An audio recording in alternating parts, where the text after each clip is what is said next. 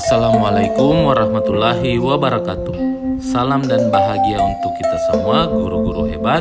Kembali lagi dengan saya Ardiansa Aras SPD dari SLB Negeri 1 Wajo, CGP Angkatan 8 Kabupaten Wajo, Provinsi Sulawesi Selatan. Pada video ini saya akan menampilkan sebuah aksi nyata modul 1/4 tentang budaya positif. Di sini saya akan melakukan penyebaran pemahaman kepada rekan guru di sekolah saya yang bertempat di SLB Negeri 1 Wajo. Kesehatan, rahmat, hidayah, dan berkah sehingga kita berada di tempat ini guna menjalankan kewajiban kita sebagai pendidik, dan seraya kita berikan juga salawat dan salam kepada junjungan Nabi kita Muhammad SAW yang telah membawa kaum-kaum kita ke alam yang terang-terang seperti saat ini. Sebelum saya memulai, saya izinkan saya mengucapkan terima kasih banyak kepada Ibu Kepala Sekolah yang selalu mendukung, mensupport saya guna mengimplementasikan hal-hal baik, praktik-praktik baik yang saya dapatkan di pendidikan ini, supaya juga berimbas kepada teman-teman semua, rekan-rekan guru. Saya juga mohon maaf jika menyita waktu Bapak Ibu guru di siang ini. Semoga apa yang saya lakukan ini bisa bermanfaat untuk kita semua, khususnya untuk murid-murid kita di sekolah ini. Pada kesempatan ini saya selaku calon guru penggerak Angkatan 8 Kabupaten Wajo, Provinsi Sulawesi Selatan, akan melakukan diseminasi aksi nyata modul 1/4 tentang budaya positif. Lanjut, jadi tim saya sendiri sebagai calon guru penggerak didampingi oleh pengajar praktik Ibu Istiqomah Rafiq dan Ibu Fasilitator Yolanda Gisgertus SPD. Budaya positif. Jadi pada kesempatan ini saya akan menyebarkan pemahaman atau mensosialisasikan tentang budaya positif. Budaya positif adalah nilai-nilai atau keyakinan, suatu pembiasaan yang berpihak pada murid, yang di dalamnya mengandung sejumlah kegiatan yang mampu menumbuhkan karakter murid. Oke, sebelum saya lanjut, bisa minta pendapat dari Bapak Ibu guru. Menurut Bapak dan Ibu guru, hal-hal yang dapat menggambarkan budaya positif, contohnya apa, kegiatan apa itu, mungkin bisa ada yang menyampaikan pendapat. Iya. Oke. Siapa lagi Bu? Masih ada yang ingin menyampaikan pendapat, apa hal-hal yang dapat berkenaan dengan budaya positif? Seperti tadi yang diungkapkan, ada mengucapkan salam, menutup pintu, bersikap sopan santun, beriman dan bertakwa, mungkin itu. Oke, silakan lanjut. Oke, jadi pada kesempatan ini kita akan membahas semua ini. Budaya positif itu mencakup 7 poin. Pertama, tentang perubahan paradigma belajar. Yang kedua, tentang disiplin positif, motivasi perilaku manusia, kebutuhan manusia, posisi kontrol, keyakinan kelas, dan segitiga restitusi. Oke, sini saya mau bertanya sama Bapak Ibu sekalian. Setuju atau tidak setuju? Pemberian hukuman dapat mendisiplinkan anak. Yang kedua, hukuman positif seperti membaca dan membersihkan kelas dapat membentuk kedisiplinan anak. Yang ketiga, adanya peraturan kelas atau sekolah menjadikan anak lebih disiplin. Dan yang keempat adalah pemberian penghargaan atau hadiah dapat meningkatkan motivasi belajar murid. Oke, dari nomor 1 dulu. Pemberian hukuman dapat mendisiplinkan anak. Ada yang ingin berpendapat setuju atau tidak setuju? Yang setuju boleh angkat tangan. Setuju. Oke. Yang tidak setuju? Oke, itu novel. Ya, ada alasannya. Siapa yang ingin mewakili dari pihak setuju? Yang setuju? Mungkin ada alasannya kenapa pemberian. Oh iya, silakan. Mungkin ada dulu dari teman guru yang setuju tadi, siapa yang angkat tangan? Oke, mungkin dulu sebelum saya bisa juga menjawab, mungkin Bu Wiwi. Terima kasih atas kesempatan yang diberikan. Terkait pertanyaan Pak Ardi tadi mengenai pemberian hukuman dapat mendisiplinkan anak, dan itu saya berada pada kata setuju. Nah, alasan saya mengatakan demikian bahwa kita adalah pendidik di lingkungan anak berkebutuhan khusus, dan hal ini setiap anak itu berbeda-beda. Ada memang ketika kita menghadapi peserta didik kita yang betul-betul ketika kita memberikan hadiah, hal-hal yang positif di dalam memberikan instruksi lain itu tidak berefek terhadap anak tersebut, maka saya rasa itu dalam mendisiplinkan anak perlu diberikan hukuman. Dalam hal ini contoh, ketika dia tidak datang tepat waktu, maka pemberian hukuman saya rasa tepat pada saat itu. Dan contohnya saya akan menyuruh dia untuk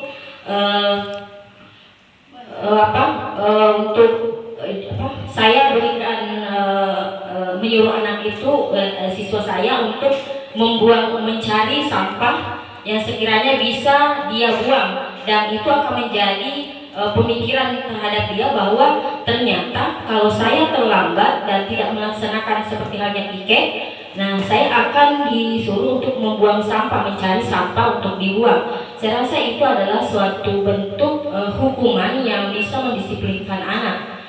Iya. Terima kasih. Ada yang kita Bu?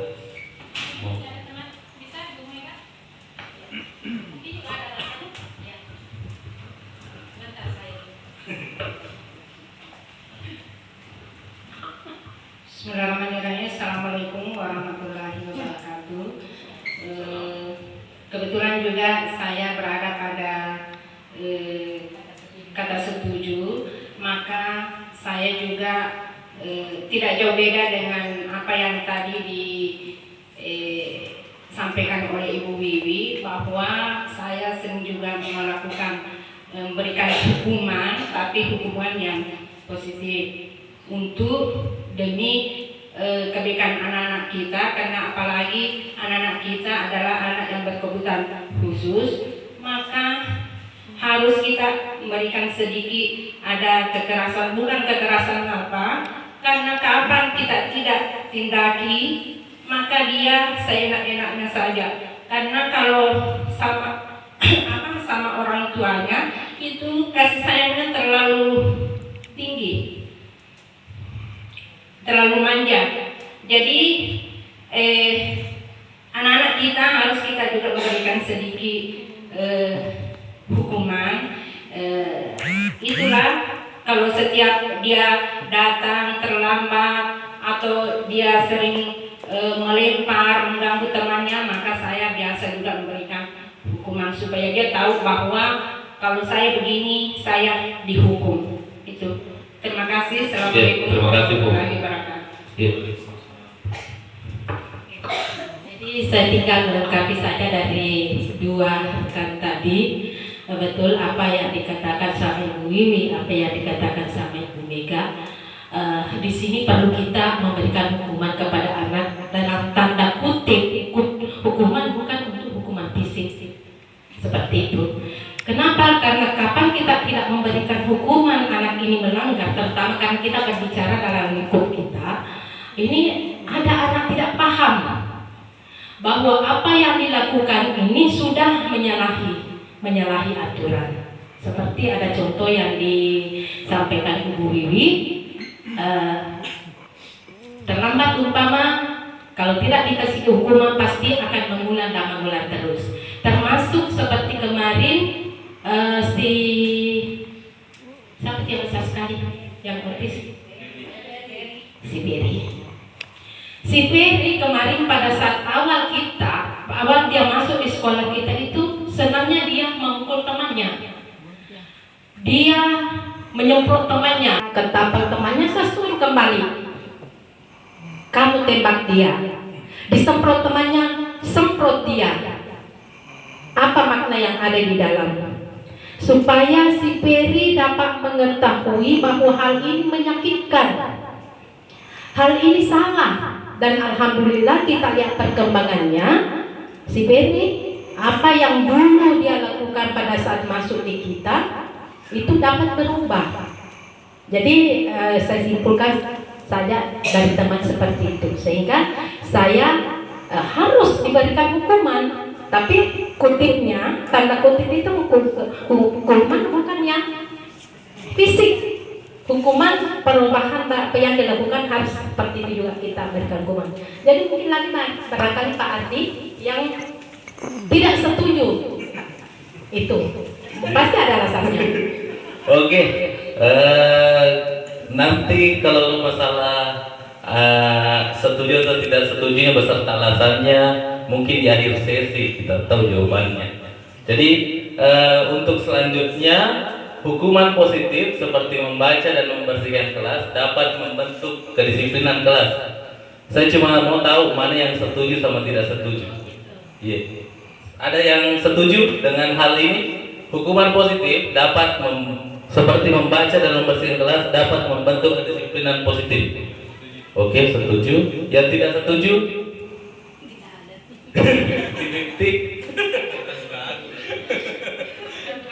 Oke, lanjut poin ketiga. Adanya peraturan kelas atau sekolah menjadikan anak lebih disiplin. Setuju atau tidak? Setuju. Lanjut, pemberian penghargaan atau hadiah dapat meningkatkan motivasi belajar anak. Setuju. Oke, kita lanjut. Oke, sebelum lanjut lebih dalam, seperti kita ketahui bahwa Bapak Pendidikan atau Ki Hajar Dewantara lah yang sekarang menjadi pelopor pendidikan khususnya di kurikulum Merdeka.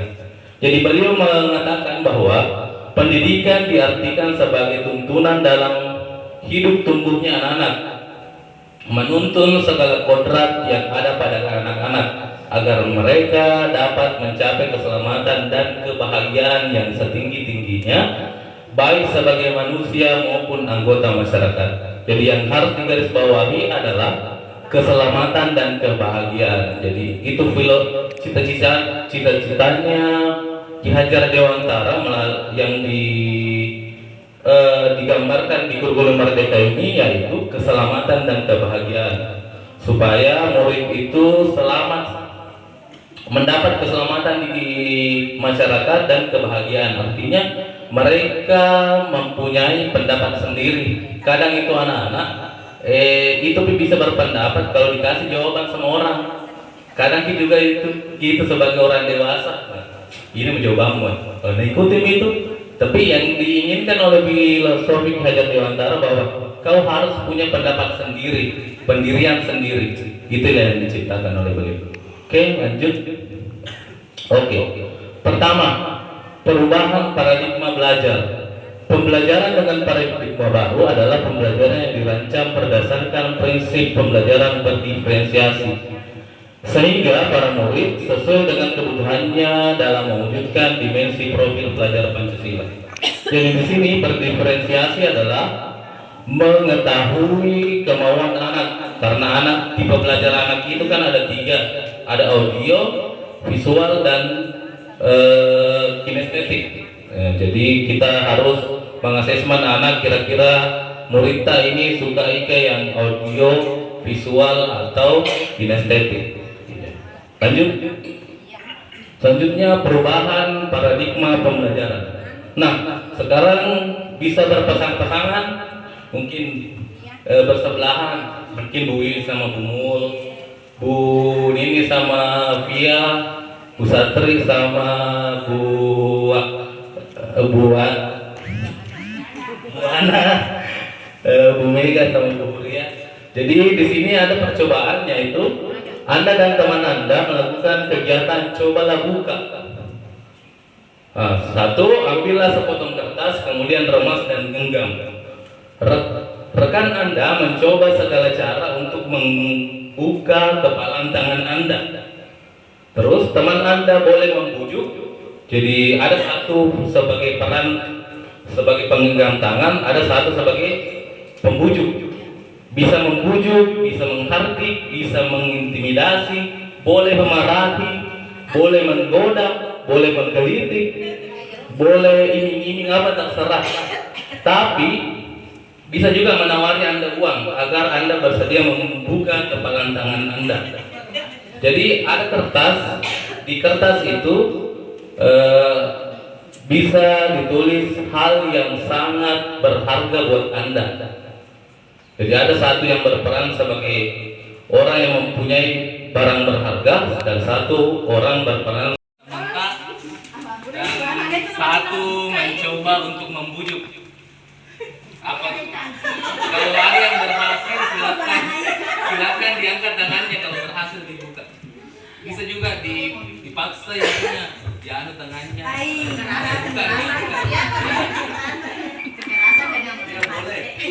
Membujuk boleh, menghardik, menggelitik, mau gele-gele boleh, menawar juga uang boleh.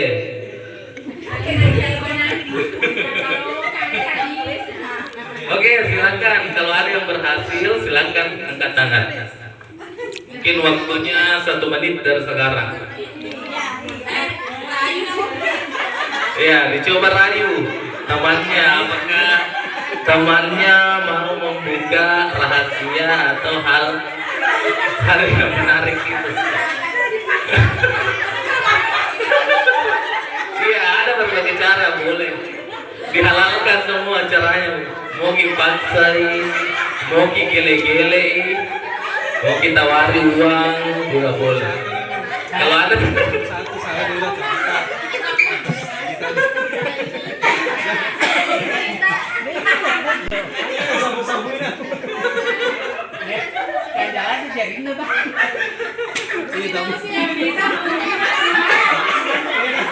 boleh memaksa, boleh memaksa, boleh memaksa, boleh.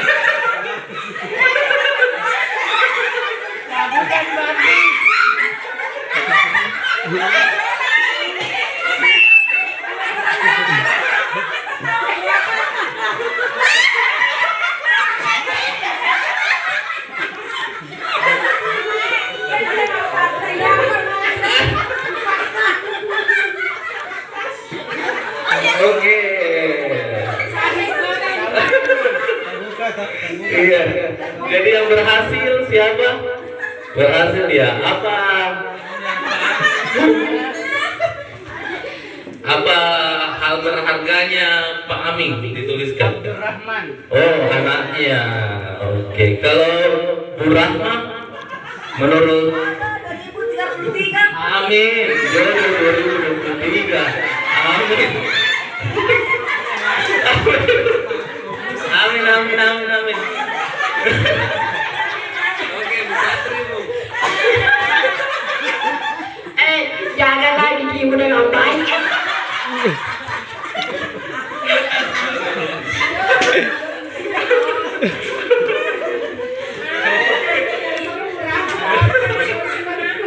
Iya, jadi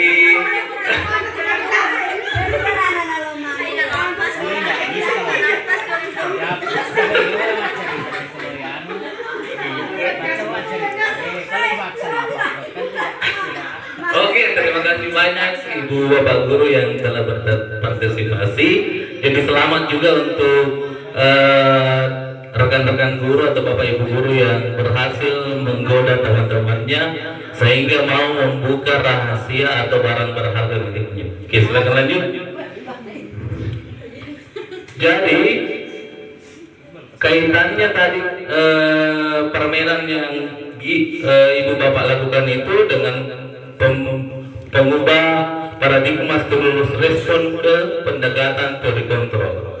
Jadi Ini stimulus respon adalah pola pikir. Jadi pola pikir tak yang harus diubah ke pendekatan teori kontrol. Jadi yang harus kita pahami bahwa realitas atau kebutuhan kita itu sama, sebenarnya atau seharusnya itu yang menjadi pola pikir tak adalah kebutuhan kita itu berbeda-beda. Jadi walaupun kita butuh makan, butuh minum, tapi semua orang yang ada di lingkungan ini belum tentu menyamakan hal itu. Misalnya Bu Wiwi kebetulan jam segini itu mau makan, memang butuh makan. Mungkin Bu Mega juga butuh makan hari ini, tapi mungkin jam 1, jam 2, jadi berbeda. Selanjutnya, semua orang melihat hal yang sama, tetapi secara teori kontrol setiap orang memiliki gambaran berbeda. Jadi setiap orang itu punya sudut pandang berbeda. Belum tentu apa yang Pak Amir lihat tentang saya dan Bu Nini lihat tentang saya, jadi berbeda. Kita mencoba mengubah orang agar berpandangan sama dengan kita. Nah, itu yang salah. Seharusnya kita berpikiran bahwa kita berusaha memahami pandangan orang lain tentang dunia. Jadi kita yang harus mencoba memahami pandangannya orang, bukan kita yang harus mengubah cara berpikirnya orang, tapi kita yang harus memahami cara pandangnya orang. Terus perilaku buruk dilihat dari suatu kesalahan, itu yang salah. Yang benarnya adalah semua perilaku memiliki tujuan. Jadi tidak selamanya anak-anak yang kita hadapi itu nakal, tapi semua ada tujuannya. Apakah mereka cari perhatian, apakah mereka memang butuh namanya kasih sayang. Jadi ada faktor. Selanjutnya, orang lain bisa mengontrol saya. Nah, itu tadi yang kita lakukan. Berarti yang terbuka itu genggamannya, berarti dia adalah orang lain yang bisa mengontrol saya. Tapi itu salah. Seharusnya hanya Anda yang bisa mengontrol diri Anda. Terus saya bisa mengontrol orang lain, itu yang salah. Yang benar adalah Anda tidak bisa mengontrol orang lain. Pemaksaan ada pada saat bujukan gagal, itu yang salah. Tapi yang benarnya adalah kolaborasi dan konsensus menciptakan pilihan-pilihan baru. Terus model berpikir menang kalah.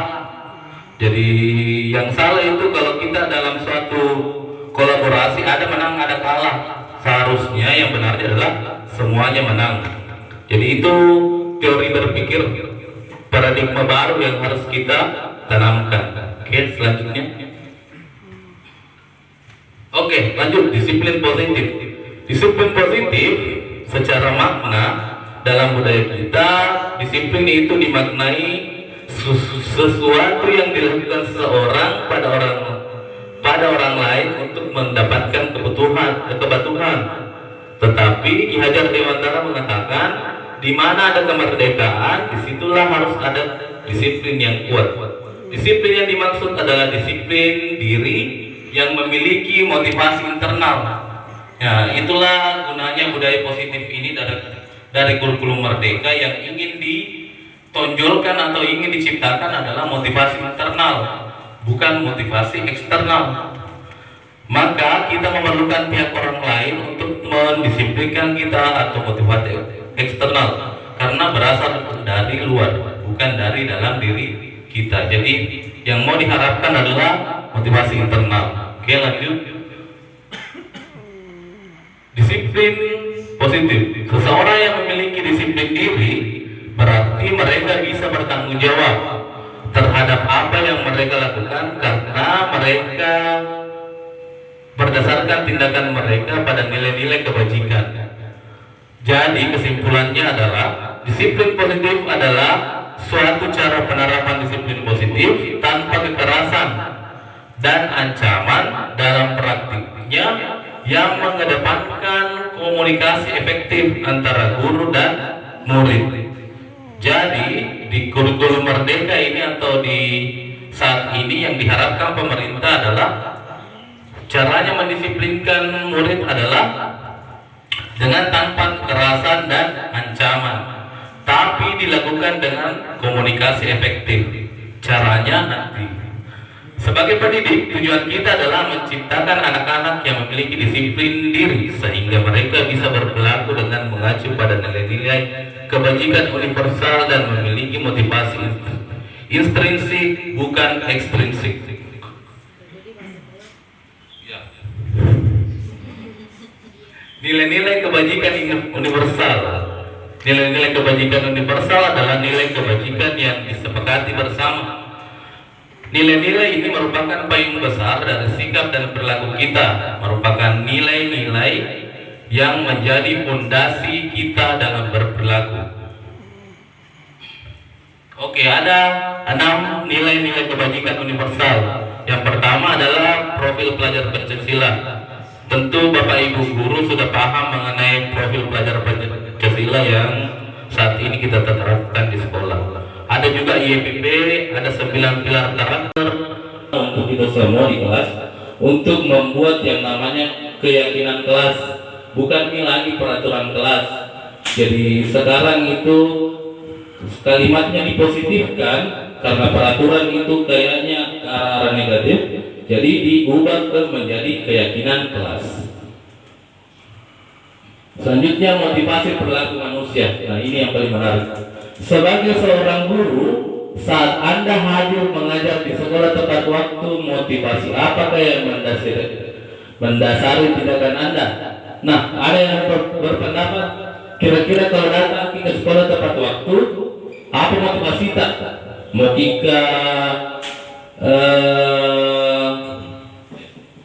Mau kita mendapat apresiasi dari teman, dari pimpinan, dari guru dan lain-lain.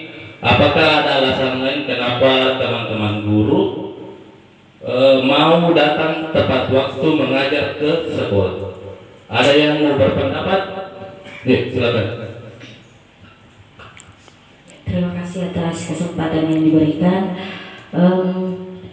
Motivasi yang mendasari kita sebagai pribadi guru untuk datang tepat waktu di sekolah. Kalau saya pribadi Pak, itu timbulnya dari dalam. Ketika kita sebagai guru, kita yang memberikan contoh kepada siswa kita, dan itu tiba-tiba muncul ketika kita yang terlambat dan siswa kita lebih dulu datang, dan bukan hal yang menjadi patokan yang sebenarnya karena kita adalah seorang pendidik, tapi memang itu adalah kewajiban yang memang harus kita miliki untuk memberikan contoh yang lebih baik kepada peserta didik, dan itu harus tertanam di dalam diri kita untuk bahwa dengan datang tepat waktu maka kita sudah memberikan nilai-nilai positif terhadap peserta didik kita. Saya rasa itu. Terima kasih.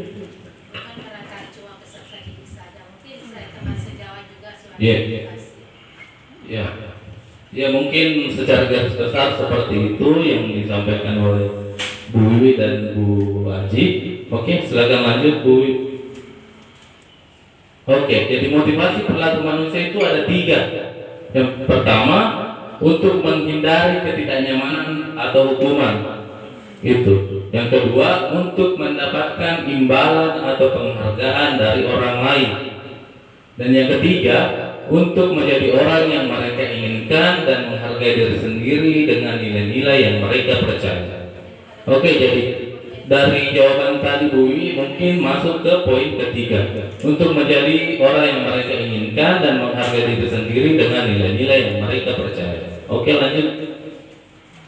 Nah, jika jawabannya ini jawaban dari perspektif berbeda. Jika Anda datang tepat waktu karena tidak ingin ditegur oleh atasan, berarti itu menghindari ketidaknyamanan dan hukuman. Jika kita sebagai guru datang tepat waktu ke sekolah karena ingin mendapatkan pujian dari atasan dan ingin mendapatkan penghargaan sebagai guru berprestasi, berarti itu adalah untuk mendapatkan imbalan atau penghargaan dari orang lain. Jadi kedua faktor ini adalah faktor eksternal. Nah, dalam kurikulum Merdeka ini faktor eksternal itu harus dikesampingkan dalam mencapai sesuatu. Jadi faktor yang seharusnya kita miliki adalah Anda ingin menjadi orang yang menghargai waktu, menghargai diri Anda sendiri sebagai teladan bagi murid-murid Anda, karena Anda percaya bahwa tindakan Anda akan menjadi contoh oleh murid-murid Anda. Jadi inilah yang diharapkan oleh kurikulum Merdeka, bagaimana kita bisa mempunyai nilai kesadaran agar bermanfaat ke orang banyak. Oke, lanjut. Nah,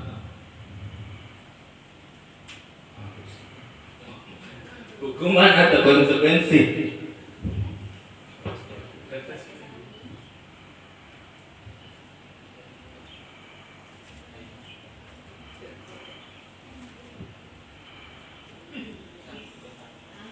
Atau konsekuensi. Yang pertama, mencatat 100 kali di dalam buku kalimat dengan tulisan "Saya tidak akan terlambat lagi" atas tindakan anak murid yang terlambat ke sekolah. Apakah itu hukuman atau konsekuensi? Ya, hukuman. Oke. Lanjut. Membersihkan coretan yang dibuatnya di meja tulis. Hukuman atau konsekuensi? Konsekuensi. Oke. Murid diminta untuk push up 15 kali karena tidak menggunakan masker ke sekolah. Hukuman. Berdiri di depan kelas sambil mengangkat kaki satu karena tidak bisa menjawab pertanyaan. Hukuman. Terlambat hadir di pembelajaran daring 15 menit dan diminta untuk tinggal 15 menit sesudah kelas usai untuk membahas ketertinggalan pembelajaran. Konsekuensi. Oke. Bisa lanjut? Oke, jadi hukuman, konsekuensi, dan restitusi. Tindakan terhadap suatu pelanggaran pada umumnya berbentuk hukuman atau konsekuensi. Maknanya, hukuman adalah tidak terencana atau tiba-tiba, sedangkan konsekuensi sudah terencana atau disepakati. Ya, jadi tadi benar semua yang dikatakan Bapak Ibu bahwa hukuman itu adalah sesuatu yang tidak laras. Misalnya dia terlambat tapi kita hukum mengecek, itu namanya hukuman karena tidak lurus antara yang melakukan dengan apa yang dihukumkan. Itu konsekuensi, dikatakan konsekuensi jika dia terlambat tetapi dia disuruh tinggal di kelas selama 15 menit, jadi selaras. Jadi misalnya kalau dia menumpahkan cat terus dia disuruh mengepel cat yang tumpah itu namanya konsekuensi. Jadi jika dia selaras, kalau dia hukuman dia tidak selaras. Ya begitu. Restitusi adalah proses kolaboratif yang mengajarkan murid untuk mencari solusi dari setiap masalah dan membantu murid berpikir tentang orang seperti apa yang mereka inginkan dan bagaimana mereka harus memperlakukan orang lain. Nah, ini restitusi mungkin ada di video saya kemarin itu. Tidak bisa dipungkiri, saya pun juga mengalami kesulitan untuk menerapkan hal ini. Saya pun menyampaikan itu di Logakarya kemarin, bilang bagaimana saya ini, Bapak Ibu, anak yang saya hadapi adalah anak tunarungu. Diketahui bersama hambatannya adalah komunikasi, pemahaman. Tentu hal-hal yang kayak pemikiran seperti restitusi ini sangat sulit dijangkau oleh anak saya. Saran dari teman-teman di Logakarya kemarin, setidaknya Bapak mengetahui dulu bahwa ada jalan ini. Untuk implementasinya ketika kira-kira di lapangan itu ada yang cocok diimplementasikan. Tapi kalau tidak, ya kita kondisikan sesuai dengan murid kita. Jadi itu juga peran saya di sini untuk menyampaikan kalau Bapak Ibu merasa bahwa apa yang saya sampaikan ini tidak cocok untuk diimplementasikan di sekolah, kita kondisikan saja. Setidaknya Bapak Ibu sudah mengetahui ketika ada kondisi yang memang harus bisa kita lakukan. Jadi itu. Oke, dihukum oleh penghargaan. Nah, menurut Alif Kon, saat kita berulang kali menjanjikan hadiah kepada anak agar berperilaku bertanggung jawab, atau kepada seseorang murid agar mempelajari sesuatu yang baru, atau kepada seorang karyawan agar melakukan pekerjaan yang berkualitas, kita sedang berasumsi bahwa mereka tidak akan melakukannya atau mereka tidak akan memilih untuk melakukannya.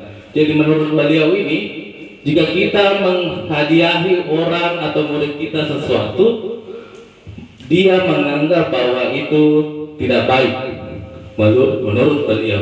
Kenapa? Silakan dilanjutkan. Penghargaan sama dengan hukuman menurut beliau ya. Ini kemarin juga menjadi perdebatan kemarin beliau karya. Kenapa penghargaan itu sama dengan hukuman, tetapi di lapangan ada yang merasa efektif, ada juga tidak efektif. Menurut beliau, hukuman sama penghargaan karena pengaruhnya jangka panjang. Selanjutnya, penghargaan itu tidak efektif karena jika kita memberikan seseorang suatu penghargaan untuk melakukan sesuatu, maka kita harus terus-menerus memberikan penghargaan itu. Jika kita ingin orang tersebut meneruskan perilaku yang kita inginkan, jadi harus terus-menerus. Selanjutnya, penghargaan merusak hubungan. Ketika seseorang diberi penghargaan atau dipuji di depan orang banyak, maka orang lain akan merasa iri, dan sebagian dari mereka akan tidak menyukai yang diberikan penghargaan tersebut. Selanjutnya, penghargaan mengurangi ketepatan. Hasilnya, anak-anak mendapatkan permen jawabannya tidak banyak yang tidak tepat dibanding anak-anak yang hanya diberitahu jawabannya banyak yang benar. Oke, lanjut. Penghargaan menurunkan kualitas, hasil kerjanya menurun. Penghargaan mematikan kreativitas. Penelitian menunjukkan bahwa pekerja seni atau sebuah penulis cerita menjadi kurang kreatif bila dijanjikan suatu hadiah. Penghargaan itu sebagai menghukum. Penghargaan menghukum mereka tidak akan mendapatkan penghargaan. Misalnya dalam sistem ranking, mereka mendapatkan ranking kedua akan merasa paling dihukum, jadi tidak merasa terhukum ke dirinya kalau tidak ranking 1. Makanya sekarang pemerintah juga menghapuskan sistem ranking. Oke, selanjutnya 5 kebutuhan dasar manusia. Seluruh tindakan manusia pasti memiliki tujuan. Tidak lain kita juga, setiap tingkah laku kita itu pasti ada tujuannya. Kebutuhan dasar kita seperti rumah, uang, pendidikan, kesehatan, makanan, dan lain-lain. Silakan. Kebutuhan kita yang pertama adalah bertahan hidup. Bertahan hidup itu ada makanan, minuman, pendidikan, kesehatan, dan uang. Selanjutnya kesenangan.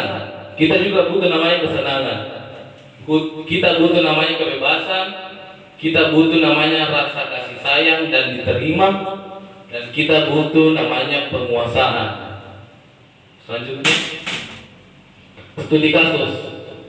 Ibu Ambar, guru wali kelas 2A di SD Pelita Hati, sedang bingung menghadapi ulas salah satu murid di kelasnya, itu Doni. Beberapa anak di kelas 2A telah datang padanya dan mengeluh. Kenapa itu Doni sering meminta bekal makan siang? Karena mereka memaksa. Jika Anda menghadapi situasi seperti Ibu Ambar, apa yang akan Anda lakukan? Menurut Anda kira-kira apa alasan Doni melakukan hal itu? Kira-kira kebutuhan apa yang ingin dipenuhi Doni sehingga Doni itu sering meminta bekal makan siang kepada temannya secara paksa? Oh iya, boleh. Ada lagi dari Bu Haji? Mau disegani dari segi kekuasaan, kebutuhan karena lapar memang Bu, ya boleh. Apa lagi? Masih ada? Iya, mau juga bervariasi. Iya. Oke, selanjutnya Bu. Iya, boleh.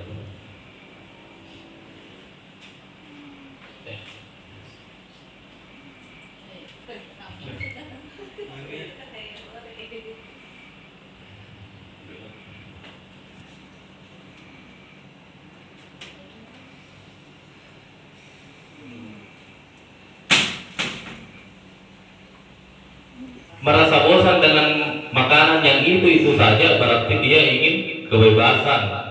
Bisa lanjut tuh. Nah, jika Doni melakukan itu karena iseng atau ingin menikmati ekspresinya teman-temannya, berarti itu dari faktor kesenangan. Jika Doni ingin merasa hebat karena temannya jadi takut dan menuruti keinginannya, berarti itu adalah faktor kekuasaan. Jadi semua anak itu mempunyai alasan atau kebutuhan kenapa dia melakukan tindakan tersebut. Jadi tugas kita adalah melakukan refleksi, asesmen, kira-kira apa alasan sehingga murid-murid kita melakukan hal tersebut. Adakah kebutuhan yang mereka rasakan tidak terpenuhi? Nah, selanjutnya restitusi, sebuah pendekatan untuk menciptakan disiplin positif. Anto sering terlambat datang ke sekolah. Dia tiba di sekolah itu pada jam 8 ke atas, padahal pembelajaran dimulai pada jam 7.30. Selain itu, Anto juga kadang lupa membawa buku maupun pulpen karena alasan terkubur. Penerapan disiplin apakah yang akan Anda lakukan untuk kasus tersebut? Apakah hukuman, konsekuensi, atau restitusi? Iya, konsekuensi. Jadi disinilah kenapa harus keselarasan antara yang dilakukan murid dengan hukuman yang diterima, karena dalam kurikulum Merdeka itu sangat dianjurkan untuk tidak melakukan hukuman, boleh konsekuensi, karena konsekuensi itu bagian juga dari penumbuhan kesadaran dari dalam diri. Jadi boleh diberikan konsekuensi dengan catatan harus selaras apa yang dilakukan dengan apa yang diterima. Jadi seperti itu tadi yang dikatakan juga oleh Bu Haji bahwa apa yang dilakukan Ferry harus dirasakan juga. Jadi itu namanya konsekuensi, keselarasan. Ya, selanjutnya posisi kontrol. Nah, ini peran kita sebagai guru ini sangat membantu kita dalam mendisiplinkan anak dengan memahami 6 posisi kontrol ini. 6 posisi kontrol, 5. Materi ke-6 itu posisi kontrol. Jadi menurut Diane Gosen mengemukakan bahwa guru perlu meninjau kembali penerapan disiplin di ruang-ruang kelas kita, bagaimana supaya lebih efektif. Kelima posisi kontrol tersebut adalah penghukum, pembuat rasa bersalah, teman, pemantau, dan manajer. Kalau saya secara pribadi setelah mempelajari modul ini, saya sebagai penghukum dan pemantau. Jadi kira-kira setelah Bapak Ibu mengetahui nanti tentang penjelasan bagaimana itu penghukum, pembuat rasa bersalah, teman, pemantau, dan manajer, di mana posisi Bapak Ibu? Kalau saya itu penghukum dan pemantau. Oke, silakan lanjut. Iya, posisi kontrol. Yang pertama penghukum. Jadi guru-guru yang sering mengatakan ini, kira-kira di situ posisinya. Seperti patuhi aturan ini, awas. Kalau ada kata awas, berarti kita bisa dikategorikan sebagai penghukum. Kamu selalu itu saja melakukan. Itu terus. Kalau ada misalnya kata-kata begitu dan tinggi nada dengan ekspresi wajah yang marah, berarti bisa dikategorikan saya dan ibu segolongan penghukum. Guru seperti ini biasanya senantiasa percaya bahwa ada satu cara agar pembelajaran itu bisa berhasil dengan cara dia, otoriter. Selanjutnya pemantau. Kata-kata yang sering keluar pemantau itu lembut, tapi misalnya ibu sangat kecewa sekali dengan kamu, nak. Pelan tapi menyakitkan. Lanjut, berapa kali nih Bapak harus tanya Ki? Nah, jadi kata-katanya guru yang sebagai posisi kontrolnya pemantau ini. Di posisi ini, murid akan memiliki penilaian yang buruk tentang diri mereka.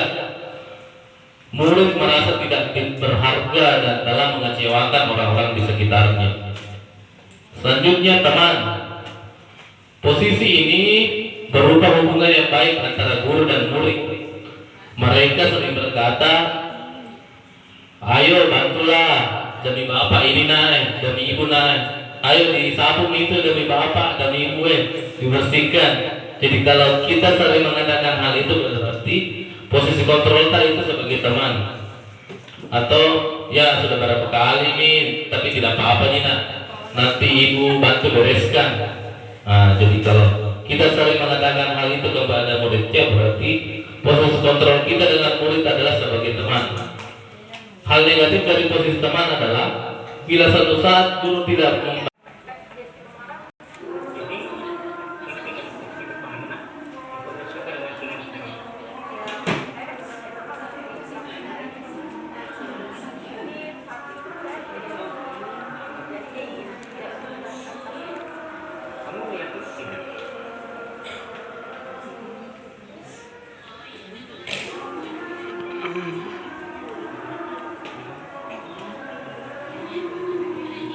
Oke, jadi itulah tadi tentang 7 poin dalam disiplin positif. Jadi kesimpulan saya adalah budaya positif di sekolah sangatlah penting untuk pengembangan anak-anak yang memiliki karakter kuat sesuai dengan profil pelajar Pancasila.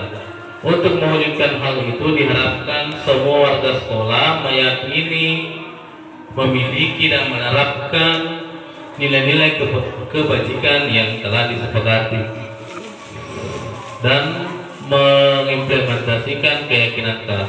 Semoga ini bermanfaat. Mohon maaf jika ada salah kata.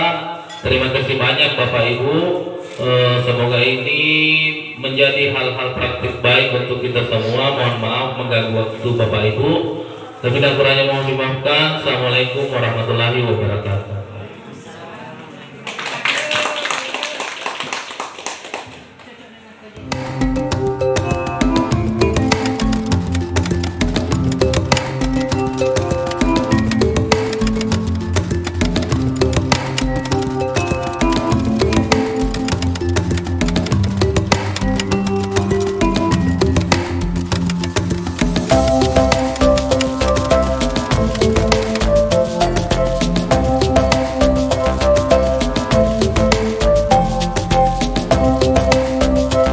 Refleksi.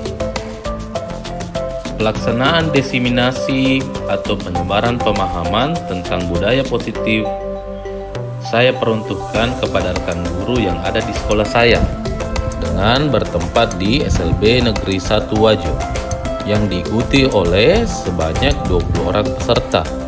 Saya melakukan kegiatan ini pada hari Kamis tanggal 20 Juli 2023.